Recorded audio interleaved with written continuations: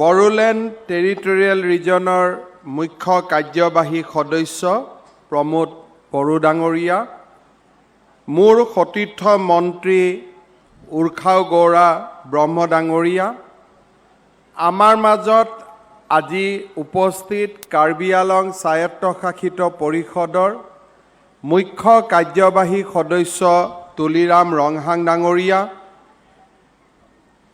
আদৰণী সমিতিৰ সভাপতি বিধায়ক লৰেন্স ইছলাৰী ডাঙৰীয়া, বড়োলেণ্ড টেৰিটৰিয়েল ৰিজনৰ ডেপুটি CM গোবিন্দ চন্দ্ৰ বসুমতাৰী ডাঙৰীয়া, বড়ো কছাৰী ৱেলফেয়াৰ অট'নমাছ কাউন্সিলৰ CM মিহিনেশ্বৰ বসুমতাৰী ডাঙৰীয়া, আপচুৰ সভাপতি দীপেন বড়ো ডাঙৰীয়া, ABWWFৰ সভাপতি দীপালী নাৰ্জাৰী ডাঙৰীয়ানী, ABPTAৰ সভাপতি মদন স্বৰ্গীয়াৰী ডাঙৰীয়া, UBPৰ সভাপতি মনোৰঞ্জন বসুমতাৰী ডাঙৰীয়া, মঞ্চত উপবিষ্ট সন্মানীয় বিধায়কসকল, BTRৰ EMসকল আৰু সভাত উপস্থিত বিশিষ্ট ব্যক্তিসকল, আই মাতৃসকল আৰু উপস্থিত সুধীবৃন্দ,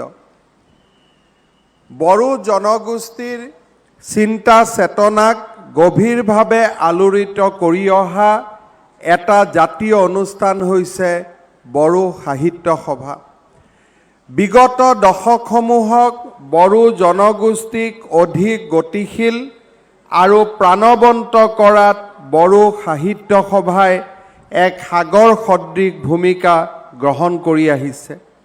বড়ো জনগোষ্ঠীৰ গুৰিয়াল সদৃশ এই জাতীয় অনুষ্ঠানৰ ৬২ সংখ্যক বাৰ্ষিক অধিৱেশন উপলক্ষে আজি আপোনালোকৰ সন্মুখত উপস্থিত থাকিবলৈ পাই মই অতিকে আনন্দিত হৈছোঁ।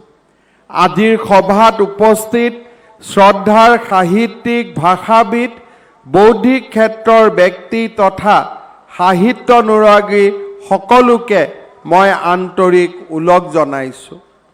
আজিৰ এই অনুষ্ঠানতে বড়ো সাহিত্য সভাৰ নৱনিৰ্বাচিত সভাপতি ডক্টৰ সুৰথ নাৰ্জাৰী আৰু সাধাৰণ সম্পাদক নীলকান্ত গয়াৰী ডাঙৰীয়াকো মই অসম চৰকাৰ তথা অসমৰ ৰাইজৰ হৈ উষ্ণ অভিনন্দন জ্ঞাপন কৰিছোঁ।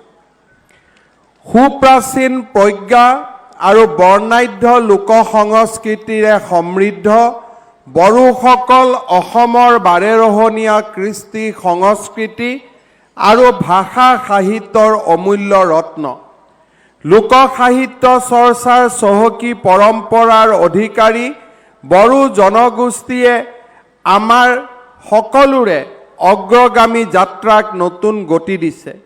এই চহকী জনগোষ্ঠীটোৰ ভাষা আৰু সাহিত্যৰ সুপৰিকল্পিত বিকাশ আৰু শ্ৰীবৃদ্ধিত বিগত ৬ দশকৰো অধিক কাল নিৰবিচ্ছিন্নভাৱে অহোপুৰুষাৰ্থ কৰি অহা বড়ো সাহিত্য সভাই আজি বড়ো ভাষা আৰু সাহিত্যক স্বকীয় ৰূপত উজ্বলি উঠাৰ বাবে এক উপযুক্ত মঞ্চ তৈয়াৰ কৰিবলৈ সক্ষম হৈছে।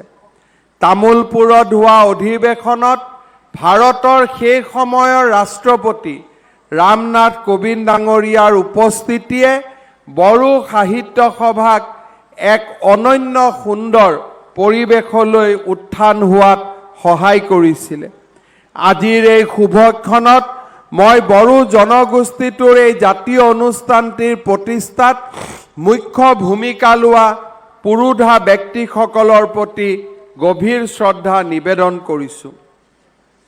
মাতৃভাষাৰ গুৰুত্ব আৰু গভীৰতা উপলব্ধি কৰি সাহিত্যৰথী লক্ষ্মীনাথ বেজবৰুৱাই কৈছিল, স্বদেশ আৰু স্বজাতিৰ উন্নতিৰ মংগল মন্দিৰৰ সিংহ দুৱাৰ হৈছে মাতৃভাষা।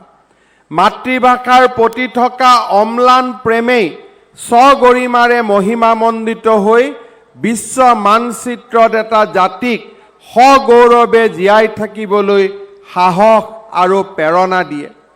নিজস্ব মাতৃভাষাৰ শ্ৰীবৃদ্ধিৰ জৰিয়তে বড়ো সাহিত্য সভাই জনগোষ্ঠীটোৰ ভাষা, লোক সংস্কৃতি আৰু ঐতিহাসিক পৰম্পৰাক মহিমামণ্ডিত কৰি তুলিছে। বড়ো ভাষা আৰু সাহিত্যই জনগোষ্ঠীৰ জাতীয় স্বৰূপ প্ৰকাশ কৰি যি বৌদ্ধিক চেতনা প্ৰদান কৰিছে, তাৰ জৰিয়তে আজি বড়ো জনগোষ্ঠীৰ এক শক্তিশালী প্ৰতিচ্ছবি ৰাষ্ট্ৰৰ সন্মুখত উদ্ভাসিত হৈ উঠিছে। বড়ো ভাষা সাহিত্যৰ কাণ্ডাৰীসকলৰ ঐকান্তিক প্ৰয়াসত 1952 চনৰ 16 নৱেম্বৰত বড়ো সাহিত্য সভাই প্ৰতিষ্ঠা লাভ কৰিছিল। প্ৰয়াত জয়চন্দ্ৰ হাগজেৰক সভাপতি আৰু সোণাৰাম থাউচেনক সাধাৰণ সম্পাদক হিচাপে লৈ প্ৰতিষ্ঠা লাভ কৰা বড়ো সাহিত্য সভাই এইবেলি ৬২টি সংখ্যক বাৰ্ষিক অধিৱেশন অনুষ্ঠিত কৰিছে। বড়ো সাহিত্য সভাই এই দীঘলীয়া পৰিক্ৰমাত বড়ো ভাষা সাহিত্যৰ শ্ৰীবৃদ্ধিৰ লগতে বড়ো ভাষাক শিক্ষাৰ মাধ্যম হিচাপে গঢ়ি তোলাত নিৰ্ণায়ক ভূমিকা গ্ৰহণ কৰিছে। অসম চৰকাৰৰ সহযোগী চৰকাৰী ভাষা হিচাপে সমগ্ৰ ৰাজ্যখনতে স্বীকৃতি লাভ কৰা, ভাৰতৰ সংবিধানৰ ৬ষ্ঠ অনুসূচীত স্থান লাভ কৰাকে আদি কৰি দ্বাদশ শ্ৰেণী পৰ্যন্ত শিক্ষাৰ মাধ্যম হিচাপে বড়ো ভাষাক নিৰ্মাণ কৰা, অসমৰ বিভিন্ন মহাবিদ্যালয়ত বড়ো বিভাগক নিৰ্মাণ কৰা আদি গুৰুত্বপূৰ্ণ কাম কাজৰ উল্লেখযোগ্য সফলতাই বড়ো সাহিত্য সভাক এক নতুন উৎকৃষ্ট নিদৰ্শনৰ স্থানলৈ লৈ গৈছে। বড়ো সাহিত্যৰ সৃষ্টিৰ ক্ষেত্ৰত বড়ো সাহিত্য সভাৰ এটি উল্লেখনীয় ভূমিকা আছে। বড়ো ভাষাৰ প্ৰথমখন আলোচনী বিবাৰ 1924 চনত প্ৰকাশ হৈ উঠিছিল। পৰৱৰ্তী সময়ছোৱাত অলংকাৰ, হাহাৰ কিয়ালা, জেন থকা আদি বিভিন্ন আলোচনীৰ আত্মপ্ৰকাশ কৰিছিল। বড়ো সাহিত্যৰ বিকাশৰ ক্ষেত্ৰত 1952 চনৰ পৰা প্ৰকাশিত হৈ থকা সভাৰ মুখপত্ৰ দ্য বড়ো নামৰ আলোচনীখনেও মুখ্য ভূমিকা গ্ৰহণ কৰি আহিছে। আজি বড়ো ভাষাৰ সাহিত্যিকসকলে ৰাষ্ট্ৰীয় পৰ্যায়তো এক সুকীয়া পৰিচয় দাঙি ধৰিবলৈ সক্ষম হৈছে। পদ্মশ্ৰী মদাৰাম ব্ৰহ্ম, পদ্মশ্ৰী ডক্টৰ মংগল সিং হাজোৱাৰী, পদ্মশ্ৰী ডক্টৰ কামেশ্বৰ ব্ৰহ্মকে ধৰি বহুকেইগৰাকী সাহিত্যিকে সাহিত্য একাডেমী আৰু ৰাষ্ট্ৰৰ সৰ্বোচ্চ সন্মান পদ্মশ্ৰী বঁটা লাভ কৰি বড়ো ভাষাক সমৃদ্ধ কৰিছে। বড়োলেণ্ড আন্দোলনৰ কালছোৱাত অঞ্চলটোৰ সৃষ্টি হোৱা অশান্ত পৰিস্থিতিৰ মাজতো সকলো জাতি জনগোষ্ঠীৰ মাজত ঐক্য আৰু শান্তিৰ এডাল সমন্বয়ৰ সাঁকো হৈ বড়ো সাহিত্য সভাই এক অভিভাৱক সুলভ ভূমিকা গ্ৰহণ কৰি সকলোৰে আদৰৰ অনুষ্ঠান ৰূপে উদ্ভাসিত হৈছে। আজি সেই মহীয়ান বড়ো সাহিত্য সভাৰ ৬২তম অধিৱেশনত মই যোগদান কৰিবলৈ পাই সঁচাকৈয়ে নিজকে গৌৰৱ অনুভৱ কৰিছোঁ। শ্ৰদ্ধাৰ ৰাইজ, যোৱা কেইটামান বছৰত নিখিল বড়ো ছাত্ৰ সন্থা আৰু বড়ো সাহিত্য সভা আৰু তাৰ সমান্তৰালভাৱে আমাৰ BTRৰ কাৰ্যকৰ্তাসকলৰ সৈতে একেলগে কাম কৰি বড়ো সমাজৰ আৰ্থ সামাজিক ৰাজনৈতিক অৰ্থনৈতিক সমস্যাসমূহ সমাধানৰ বাবে আমাৰ চৰকাৰখনে নিৰন্তৰভাৱে কাম কৰিছে। যোৱা ২৬ জানুৱাৰীত অসম চৰকাৰে লোৱা যি এক ঐতিহাসিক সিদ্ধান্ত আছিল, BTRৰ সীমা গহপুৰলৈ সম্প্ৰসাৰণ কৰাৰ যি ঐতিহাসিক সিদ্ধান্ত অসম চৰকাৰে ২৬ জানুৱাৰীত ল'ব পাৰিছিল, সি বড়োসকলৰ জাতীয় সত্তাক সংৰক্ষণ আৰু সংবৰ্ধন কৰাৰ ক্ষেত্ৰত এক গুৰুত্বপূৰ্ণ ভূমিকা পালন কৰিব বুলি মই বিশ্বাস কৰোঁ। বড়োসকলৰ আত্মনিয়ন্ত্ৰণৰ অধিকাৰক আজিৰ এই পৰ্যায়লৈ আগুৱাই লৈ অহাত বিৰল নেতৃত্ব প্ৰদান কৰা বডোফা উপেন্দ্ৰনাথ ব্ৰহ্মাৰ প্ৰতিও আজিৰ এই দিনটোতে মই পুনৰ এবাৰ শ্ৰদ্ধা নিবেদন কৰিছোঁ। শ্ৰদ্ধাৰ ৰাইজ, এইবাৰ অসম চৰকাৰে 31 মাৰ্চৰ দিনটোত সমগ্ৰ অসমতে বডোফা উপেন্দ্ৰনাথ ব্ৰহ্মৰ জন্মদিনটোক ছাত্ৰ দিৱস হিচাপে সমগ্ৰ অসমতে পালন কৰি অসমৰ বৌদ্ধিক সমাজখনক আগুৱাই লৈ যোৱাৰ বাবে এক প্ৰয়াস আৰম্ভ কৰিবলৈ সিদ্ধান্ত গ্ৰহণ কৰিছে। আপোনালোক ইতিমধ্যে অৱগত যে বড়ো সাহিত্য সভা আৰু নিখিল বড়ো ছাত্ৰ সন্থাৰ লগত আলাপ আলোচনা কৰি আমি দ্বাদশমান শ্ৰেণীলৈ বড়ো ভাষাক মিডিয়াম অফ ইনষ্ট্ৰাকশ্যন হিচাপে ইতিমধ্যে ৰাজ্য চৰকাৰে আনুষ্ঠানিক স্বীকৃতি প্ৰদান কৰিছে। অহা বছৰৰ পৰা বড়ো মিডিয়ামতে হায়াৰ ছেকেণ্ডাৰী কাউন্সিলে বিভিন্ন পৰীক্ষা আদি অনুষ্ঠিত কৰাৰ ক্ষেত্ৰত ইতিমধ্যে তেওঁলোকে দায়িত্ব লৈছে আৰু বড়ো সাহিত্য সভা আৰু নিখিল বড়ো ছাত্ৰ সন্থাৰ লগত একেলগে কাম কৰি উচ্চতৰ মাধ্যমিক পৰ্যায়লৈকে বড়ো ভাষাক মিডিয়াম অফ ইনষ্ট্ৰাকশ্যন হিচাপে নিৰ্মাণ কৰিবলৈ সিদ্ধান্ত গ্ৰহণ কৰিছে। আজিৰ সভাত আমাৰ মাজত উপস্থিত বড়ো সাহিত্য সভাৰ সভাপতি তৰেণ বড়ো আৰু আমাৰ বড়ো সাহিত্য সভাৰ সাধাৰণ সম্পাদক প্ৰশান্ত বড়োৰ লগত দীৰ্ঘদিন ধৰি আমি একেলগে কাম কৰি আজি অসমৰ মহাবিদ্যালয়সমূহত বড়ো ভাষাৰ অধ্যাপক নিযুক্তিৰ ক্ষেত্ৰত আমি সফলতা লাভ কৰিবলৈ সক্ষম হৈছোঁ। অহা কিছুদিনৰ ভিতৰতে আমাৰ বিটিআৰে বড়োলেণ্ডৰ 10খন মহাবিদ্যালয়কো প্ৰাদেশিকৰণ কৰাৰ পথত আগবাঢ়িছে আৰু এই ক্ষেত্ৰত ব্যয় হ'বলগীয়া 100% খৰচ ৰাজ্য চৰকাৰে নিজৰ পুঁজিৰ পৰা যোগান ধৰিবলৈও সিদ্ধান্ত গ্ৰহণ কৰিছে। শ্ৰদ্ধাৰ ৰাইজ, আমি বিশ্বাস কৰোঁ যে বড়োলেণ্ড আৰু বড়ো জনগোষ্ঠীৰ মাজত বিৰাজ কৰা শান্তি আৰু আজি যি এক সমন্বয়ৰ মহান পৰিৱেশ তাক আগুৱাই লৈ যাবৰ বাবে আমি সকলোৱে হাতত হাত ধৰি কাম কৰাৰ প্ৰয়োজনীয়তা আছে। আজি আমি দেখা পাইছোঁ যে অসম বিধানসভাৰ সম্পূৰ্ণ কাৰ্যপ্ৰণালীত বড়ো ভাষাক ব্যৱহাৰ কৰি অসম বিধানসভাৰ অধ্যক্ষ বিশ্বজিৎ দৈমাৰীয়ে জাতিটোৰ প্ৰতি এক অনবদ্য বৰঙণি আগবঢ়াবলৈ সক্ষম হৈছে।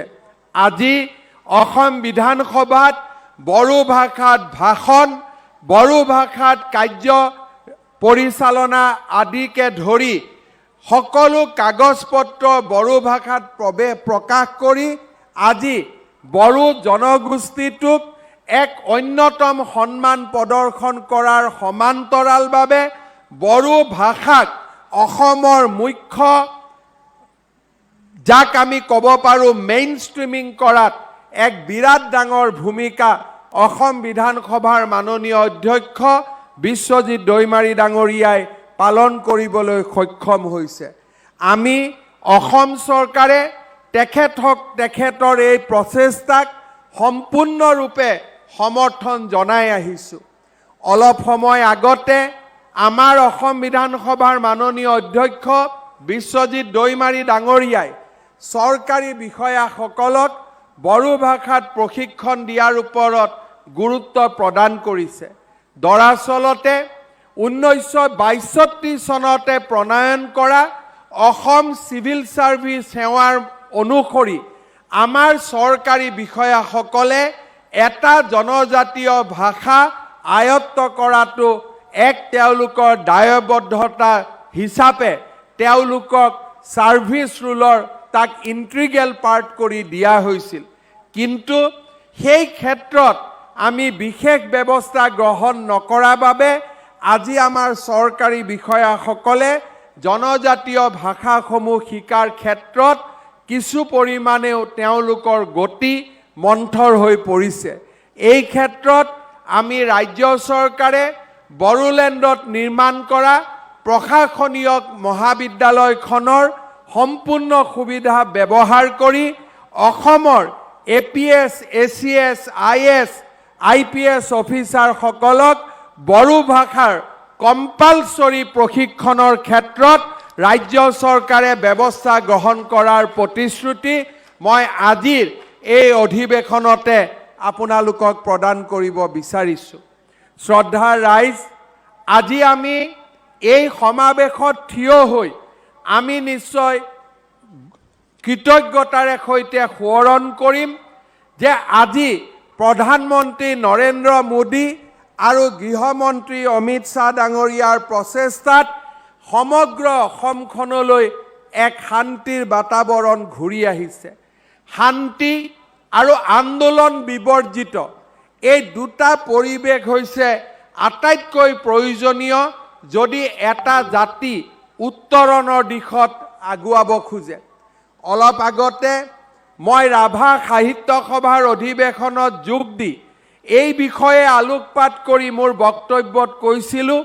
যে আমাৰ জনজাতীয় সমাজখনৰ মাজত শিক্ষাৰ জনপ্ৰিয়তা আৰু শিক্ষাৰ উৎকৃষ্টতা এই দুইটা মানদণ্ডৰ ওপৰত কাম কৰাৰ বাবে আজি সময় আহি পৰিছে অহাকালিৰ পৰা বিটিআৰ কৰ্তৃপক্ষই আৰম্ভ কৰিব খোজা বড়োলেণ্ড নলেজ ফেষ্টিভেলেও এই ক্ষেত্ৰত এক পৰিৱেশ নিৰ্মাণত সহায় কৰিব বুলি মই বিশ্বাস কৰোঁ আজিৰ এই সভাতে মই অত্যন্ত উৎকণ্ঠাৰে সৈতে ক'ব খোজো যে আমাৰ অসমৰ জনজাতীয় অধ্যুষিত অঞ্চলসমূহত মেট্ৰিক হায়াৰ ছেকেণ্ডাৰী আদি পৰীক্ষাৰ ৰিজাল্ট যি ধৰণে অত্যন্ত উৎকৃষ্ট হ'ব লাগিছিল সেই পৰ্যায়লৈকে আজি আমিও গতি কৰিব পৰা নাই বিটিআৰৰ চিৰাং জিলাৰ শৈক্ষিক পৰিৱেশ আৰু বিদ্যালয়সমূহৰ প্ৰদৰ্শনক লৈ মই অত্যন্ত চিন্তিত আৰু উৎকণ্ঠিত আমি দেখা পাওঁ যে চিৰাং জিলাত যিকোনো জাতি জনগোষ্ঠীৰ নাম নোলোৱাকৈ মই জিলাখনৰ সামগ্ৰিকভাৱে শিক্ষাৰ বৰ্তমান যি পৰিৱেশ তাত মই অত্যন্ত উৎকণ্ঠিত হৈ আছোঁ কাৰণ মই দেখা পাইছোঁ যে ৰাজ্যখনৰ ভিতৰতে নিম্নমানৰ শিক্ষাৰ ফলাফল প্ৰদৰ্শন কৰাৰ ভিতৰত আজি চিৰাং জিলাৰ স্থান তলৰ ফালৰ পৰা লিপিবদ্ধ হৈছে মই ভাবোঁ যে বড়ো সাহিত্য সভা নিখিল বড়ো ছাত্ৰ সন্থা আৰু বিটিআৰৰ প্ৰত্যেকখন বিদ্যালয়ৰ সি অসমীয়া মাধ্যম হওক বড়ো মাধ্যম হওক বঙালী মাধ্যম হওক প্ৰত্যেকখন বিদ্যালয়ৰ প্ৰদৰ্শনক প্ৰত্যেকটো মেট্ৰিক পৰীক্ষাৰ প্ৰদৰ্শনক হায়াৰ ছেকেণ্ডাৰী পৰীক্ষাৰ প্ৰদৰ্শনক অতি সূক্ষ্মভাৱে বিশ্লেষণ কৰাৰ প্ৰয়োজনীয়তা আছে আৰু য'ত য'ত শিক্ষাৰ মানদণ্ড হ্ৰাস হৈছে তাতে কাৰেক্টিভ ষ্টেপ লোৱাৰ প্ৰয়োজনীয়তা আছে আজি বড়ো সাহিত্য সভাই যিমানেই সুপাৰষ্ট্ৰাকচাৰ নিৰ্মাণ নকৰক কিয় যদি ইনফ্ৰাষ্ট্ৰাকচাৰ নাথাকে অৰ্থাৎ প্ৰাথমিক বিদ্যালয়ৰ পৰা ছাত্ৰ ছাত্ৰীসকলে যদি শিক্ষাৰ মানদণ্ডৰ ক্ষেত্ৰত গুৰুত্ব আৰোপ নকৰে বড়ো সমাজৰ পৰা আমি যদি doctor engineer IS IPS officer নিৰ্মাণ কৰিব নোৱাৰোঁ তেনেহ'লে আমাৰ সমাজখন আগবঢ়াই লৈ যোৱাত আমি যথেষ্টখিনি প্ৰত্যাহ্বানৰ সন্মুখীন হ'ম আমি অসমৰ সংখ্যালঘু বা চৰত থকা জনসাধাৰণৰ শৈক্ষিক পৰিৱেশৰ কথা বিভিন্ন সময়ত আমি আলোচনা কৰোঁ যোৱা 5 বছৰৰ পৰা অসমৰ 1000টা মেডিকেল সিটৰ 275টালৈকে মেডিকেল সিট অসমৰ সংখ্যালঘু সমাজে একাডেমিক পাৰফৰ্মেন্সেৰে স্থান লাভ কৰিবলৈ সক্ষম হোৱাটো এটা অত্যন্ত লক্ষণীয় দিশ। কিন্তু তাৰ পৰিৱৰ্তে আমাৰ বড়ো বা মিচিং বা ৰাভা সমাজৰ জনগোষ্ঠীসকলৰ ছাত্ৰ ছাত্ৰীসকলে শিডিউল ট্ৰাইবৰ কোটাক বাদ দি জেনেৰেল সিটতো প্ৰতিযোগিতা কৰি মেডিকেল সিটত বা ইঞ্জিনিয়াৰিং সিটত স্থান লাভ কৰিব নোৱাৰাটো এক উৎকণ্ঠাৰ বিষয় হৈ পৰিছে। আজি কেইদিনমান আগতে মোক ডিব্ৰুগড় মেডিকেল কলেজৰ এজন অধ্যাপকে কৈছিল যে মই আজি পৰীক্ষা লৈ আছো আৰু এই পৰীক্ষা লোৱাৰ মোৰ ছাত্ৰ ছাত্ৰীসকলৰ 32% সংখ্যালঘু জনগোষ্ঠীৰ লোক। আমি এই ক্ষেত্ৰত এটা নিশ্চিতভাৱে আমি সংখ্যালঘু লোকসকলে ছাত্ৰ ছাত্ৰীসকলে ভাল প্ৰদৰ্শন কৰিছে, শৈক্ষিক বুৎপত্তি লাভ কৰিছে, তাত আমি কোনো প্ৰকাৰে বেয়া পোৱাৰ কাৰণ নাহে। কিন্তু অসমৰ যিসকল জনগোষ্ঠীয়ে ৰাজনৈতিক আত্মনিয়ন্ত্ৰণৰ অধিকাৰৰ কাৰণে কেইবাটাও দশক জুৰি সংগ্ৰাম কৰিলে, আজি তেওঁলোকৰ এই আত্মনিয়ন্ত্ৰণৰ অধিকাৰখনে ৰাজনৈতিক অধিকাৰখনে এক স্ফীত ফল লাভ কৰাৰ পিছত শৈক্ষিক উৎকৃষ্টতাৰ বাবে কাম কৰাৰ সময় আজি আহি পৰিছে। কোনো এটা জাতি যদি সেই জাতিৰ নৱপ্ৰজন্ম শিক্ষাৰ পোহৰেৰে জাতিষ্কাৰ আৰু আলোকিত হৈ থাকিব নোৱাৰে, কেৱল মাত্ৰ ধৰ্ণা আৰু ধৰ্মঘটেৰে সেই জাতিটো বিশ্বৰ মানচিত্ৰত জিলিকি থাকিব নোৱাৰে।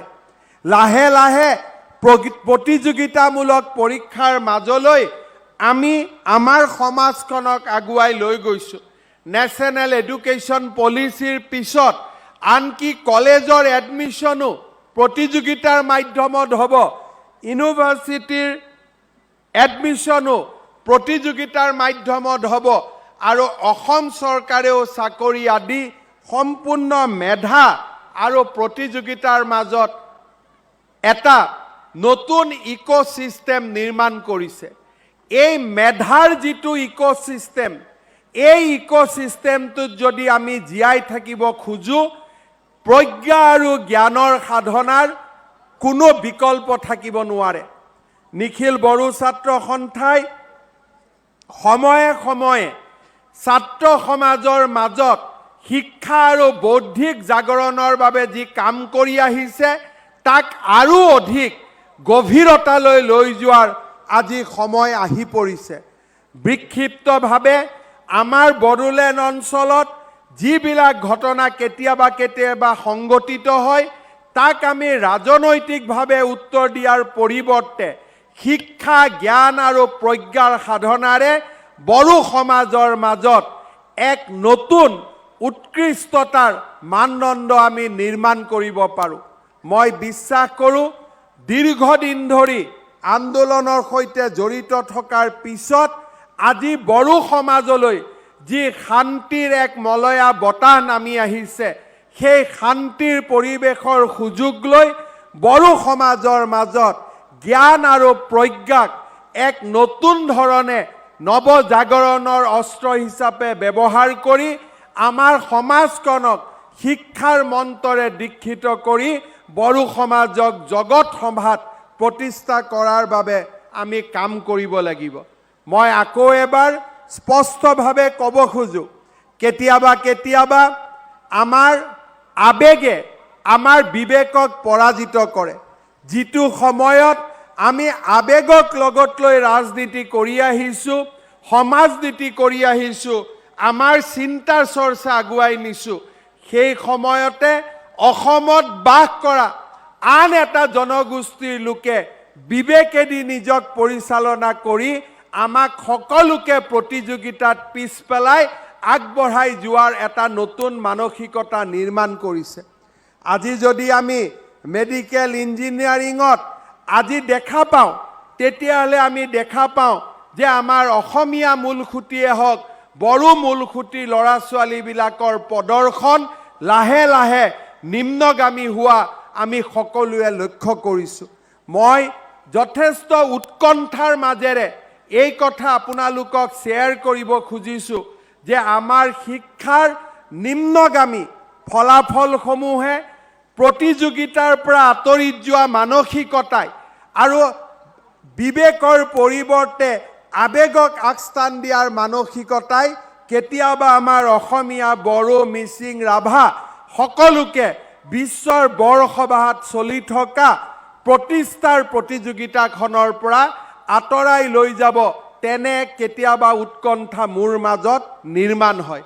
আৰু যেতিয়াই হায়াৰ ছেকেণ্ডাৰী পৰীক্ষাৰ পিছত মেডিকেল ইঞ্জিনিয়াৰিঙৰ প্ৰৱেশিকা পৰীক্ষাৰ ফলাফল ঘোষণা হয় তেতিয়া মোৰ এই উৎকণ্ঠা আকৌ বেছি গভীৰতালৈ প্ৰৱেশ কৰে। কেইদিনমান আগতে মই লক্ষ্য কৰিছিলোঁ যে আমাৰ কোকৰাঝাৰত মেডিকেল কলেজ হ'ব, তাতকৈ কোকৰাঝাৰৰ জাতীয় জীৱনৰ বাবে আটাইতকৈ ভাল খবৰ মোৰ দৃষ্টিত যোৱা 50-100টা বছৰত আন একোৱে অহা নাছিল। কিন্তু তাতো আমাৰ এছামে প্ৰশ্ন কৰে যে ডিষ্ট্ৰিক্ট হস্পিটেলখন কি হ'ব। আমাৰ সন্মুখত প্ৰশ্ন আছিল যে কোকৰাঝাৰত জাতীয় জীৱনলৈ কেনেকৈ আমি এখন মেডিকেল কলেজ আনিব পাৰোঁ। কিন্তু আমাৰ প্ৰায়ৰিটি ক'ৰ পৰা আমি ক'লৈকে নিজৰ প্ৰায়ৰিটি লৈ যাওঁ। য'ত সাগৰ থাকে তাত নদী থাকিবই, মেডিকেল কলেজ থাকিলে তাত ডিষ্ট্ৰিক্ট হস্পিটেল CHC PHC থাকিবই। কিন্তু আমাৰ কাম সাগৰ নিৰ্মাণ কৰা, আমাৰ কাম নদী আৰু উপনদী নিৰ্মাণ কৰা নহয়। সাগৰ থাকিলে নদী আৰু উপনদী নিৰ্মাণ হ'বই। কিন্তু যেতিয়া জাতীয় জীৱনৰ অভিভাৱকসকলে সাগৰ নিৰ্মাণত বাধাৰ সৃষ্টি কৰিব খোজে তেতিয়াই আমাৰ মনত প্ৰশ্ন হয় যে কৰবাত নহয় কৰবাত আমি আমাৰ ডাইৰেকশ্যনসমূহ ভুল দিশত আগবঢ়াবলৈ চেষ্টা কৰিছোঁ নেকি। কৰবাত নহয় কৰবাত আমাৰ চিন্তা চৰ্চা ভুল দিশেদি গতি কৰিছে নেকি। মোৰ দৃষ্টিত এটা জাতিয়ে যেতিয়া এখন জিলাত মেডিকেল কলেজ এখন স্থাপন কৰে তাতকৈ ডাঙৰ খবৰ একোৱে হ'ব নোৱাৰে। কিন্তু আমাৰ ৰাইজে, আমাৰ একাংশ অভিভাৱকে যেতিয়া সেই ধৰণৰ প্ৰাপ্তিৰ আনন্দ অনুভৱ কৰিব নোৱাৰে তেতিয়া সেই প্ৰতিযোগিতাৰ পৃথিৱীখনৰ পৰা আমি বহু দূৰলৈ আঁতৰি যাম। আৰু সেই ধৰণৰ আঁতৰি যোৱাৰ পিছত আমাৰ সন্মুখত থকা জাতীয় জীৱনৰ প্ৰত্যাহ্বানসমূহ যি আজি অসমীয়া মানুহ, বড়ো মানুহ, মিচিং মানুহ, ৰাভা মানুহ আমি সকলোৱে অহা 20 বছৰত দেখা পাওঁ, সেই প্ৰত্যাহ্বানবিলাক আৰু বেছি গাঢ় হৈ পৰিব। সেইবাবে মই আজিৰ এই বড়ো সাহিত্য সভাৰ অধিৱেশনত বড়ো সাহিত্য সভা আৰু নিখিল বড়ো ছাত্ৰ সন্থাক বড়ো সমাজৰ মাজত এক বৌদ্ধিক নৱজাগৰণৰ বাবে বড়ো সমাজৰ মাজত IAS, IPS, medical, doctor, engineer, scientist, খেলুৱৈ, বিশেষজ্ঞ, শিক্ষক, অধ্যাপক, মানৱ সম্পদ সৃষ্টিৰ বাবে পুনৰ এবাৰ নিজকে সমৰ্পণ কৰাৰ বাবে আহ্বান জনাম। আমাৰ চৰকাৰ বড়ো সমাজৰ আশা আকাংক্ষাক লৈ সদায় সংবেদনশীল। বড়ো সমাজৰ সমস্যাসমূহ আমি আলাপ আলোচনা, এঘণ্টা আলোচনাৰ মাজতে আমি সমস্যাবিলাক সমাধান কৰিব পাৰোঁ। আন্দোলনৰ তাত কোনো স্থান নাই। আন্দোলন হয় যেতিয়া কোনোবা প্ৰতিপক্ষ থাকে। যেতিয়া আমাৰ সন্মুখত প্ৰতিপক্ষ নাই, আমি যেতিয়া একেখন নাৱৰে সহযাত্ৰী, তাত আন্দোলনৰ প্ৰয়োজনীয় নাথাকে। মাত্ৰ পৰস্পৰে পৰস্পৰক বুজা আৰু পৰস্পৰে পৰস্পৰৰ আশা আকাংক্ষাক একেলগে উপভোগ কৰাৰ এটা মানসিকতা থাকিব লাগে। আজি বড়ো সমাজ আৰু অসমীয়া সমাজৰ মাজত কোনো প্ৰতিযোগিতা নাই। BTR চৰকাৰ আৰু অসম চৰকাৰৰ মাজত কোনো প্ৰতিযোগিতা নাই। আজি আমি সকলোৱে হাতত হাত ধৰি আগুৱাবৰ বাবে আমি সমন্বয়ৰ ৰাস্তাটোকে আমি বিচাৰি লৈছোঁ। আমি জানো আমাৰ সন্মুখত প্ৰত্যাহ্বান কি। আমি জানো আমাৰ সন্মুখত 20 বছৰত আহিব লগা প্ৰত্যাহ্বানসমূহ কি কি। সেয়ে আবেগৰ পৰিৱৰ্তে বিবেক আৰু যুক্তিৰ মাজেৰে বড়ো সমাজৰ মাজত এক শিক্ষাৰ নৱজাগৰণ, প্ৰতিযোগিতাৰ পৰিৱেশ আৰু বৌদ্ধিক আকাশত বড়ো সমাজক উজ্জ্বল জ্যোতিষ্ক ৰূপত নতুনকৈ আত্মপ্ৰকাশ কৰাৰ ক্ষেত্ৰত কাম কৰিবলৈ মই বড়ো সমাজৰ আটাইকেইটা জাতীয় অনুষ্ঠানক বিনম্ৰতাৰে সৈতে আহ্বান জনাম। পুনৰ এবাৰ আজিৰ এই বড়ো সাহিত্য সভাৰ এই ৬২তম অধিৱেশনত আপোনালোকৰ মাজত থাকি দুআষাৰ মনৰ ভাৱ বিতৰণ কৰিবলৈ দিয়া সুবিধাকণৰ বাবে মই আকৌ এবাৰ বড়ো সাহিত্য সভাক ধন্যবাদ জনাইছোঁ। তামোলপুৰ অধিৱেশনত আমি সিদ্ধান্ত লৈছিলোঁ যে বড়ো সাহিত্য সভাৰ জিলা সাহিত্য সভাসমূহক কাৰ্যালয় নিৰ্মাণৰ বাবে আমি ৫০ লাখ টকাকৈ আগবঢ়াম। প্ৰথম পৰ্যায়ত ৰাজ্য চৰকাৰে গোৱালপাৰা জিলা বড়ো সাহিত্য সভা, ধেমাজি জিলা বড়ো সাহিত্য সভা, ডিব্ৰুগড় জিলা বড়ো সাহিত্য সভা, গোৱালপাৰা জিলা বড়ো সাহিত্য সভা, কাৰ্বি আলং জিলা বড়ো সাহিত্য সভা, নগাঁও জিলা বড়ো সাহিত্য সভা আৰু নলবাৰী জিলা বড়ো সাহিত্য সভাৰ কাৰ্যালয় নিৰ্মাণৰ বাবে যোৱাকালি আমি ৫০ লাখ টকাকৈ মঞ্জুৰ কৰিছোঁ। অনাগত দিনত সৰ্বমুঠ ২১টা জিলা সাহিত্য সভাৰ বাকী থকা জিলা সাহিত্য সভাসমূহকো আমি আমাৰ যি ঘোষণা সেই অনুযায়ী আমি সহায় কৰাৰ ক্ষেত্ৰত আগবাঢ়ি যাম। মই আকৌ এটা সৰু আহ্বানেৰে মই মোৰ বক্তব্য সামৰণি মাৰিব খুজিছোঁ। ভাষা সাহিত্যৰ ক্ষেত্ৰত আটাইতকৈ ডাঙৰ কাম হৈছে যে আমাৰ এখন উন্নত অভিধান, সকলো শব্দ যোগ কৰি এখন উন্নত অভিধান নিৰ্মাণ কৰা। মই দেখা পাওঁ যে আমাৰ অসমৰ প্ৰেক্ষাপটতো হেমকোষৰ পিছত আমাৰ জাতীয় জীৱনত এখন উন্নত অভিধান নিৰ্মাণ কৰাৰ যি নিৰবিচ্ছিন্ন প্ৰচেষ্টা, সেই প্ৰচেষ্টাৰ আজি অভাৱ। সেই সময়ত ব্ৰিটিছ চৰকাৰৰ কৰ্মচাৰী হেমচন্দ্ৰ বৰুৱাই চৰকাৰী কামৰ মাজতো সময় উলিয়াই ৭ বছৰ অকলে পৰিশ্ৰম কৰি হেমকো অভিধান প্ৰণয়ন কৰিছিল। কিন্তু তাৰ পিছৰ কালত একক পৰিশ্ৰমেৰে অসমৰ ভাষা সাহিত্য জগতখনত দ্বিতীয় এটা কামৰ উদাহৰণ আজিও স্পষ্টভাৱে কোৱাৰ ক্ষেত্ৰত অসুবিধা আহি পৰে। মই ভাবোঁ যে বড়ো সাহিত্য সভাই সমগ্ৰ বড়ো শব্দসমূহক সমুদ্ৰৰ পৰা মন্থন কৰি উলিয়াই আনি অসমীয়া, বড়ো, ইংৰাজী, হিন্দীৰ সুন্দৰ অধিৱেশন নিৰ্মাণ কৰি এখন অভিধান নিৰ্মাণ কৰি বড়ো সাহিত্য সভাক, বড়ো সাহিত্যক জগত সভালৈ লৈ যোৱাৰ ক্ষেত্ৰত প্ৰচেষ্টা আৰম্ভ কৰিব লাগে। আৰু এনে প্ৰচেষ্টাক ৰাজ্য চৰকাৰে উদাৰ আৰ্থিক সাহায্যৰে সহায় কৰিব, তেনে এক প্ৰতিশ্ৰুতি মই আপোনালোকৰ আগত দাঙি ধৰিব খুজিছোঁ। পুনৰ এবাৰ আপোনালোক সকলোকে শ্ৰদ্ধা নিবেদন কৰি আৰু আপোনালোকৰ লগত হাতে হাত ধৰি অসমৰ সামগ্ৰিক কল্যাণ আৰু বিকাশৰ বাবে কাম কৰাৰ প্ৰতিশ্ৰুতি দি মই মোৰ বক্তব্যৰ সামৰণি মাৰিছোঁ। ধন্যবাদ। জয় হিন্দ, বন্দে মাতৰম, জয় বড়ো সাহিত্য সভা।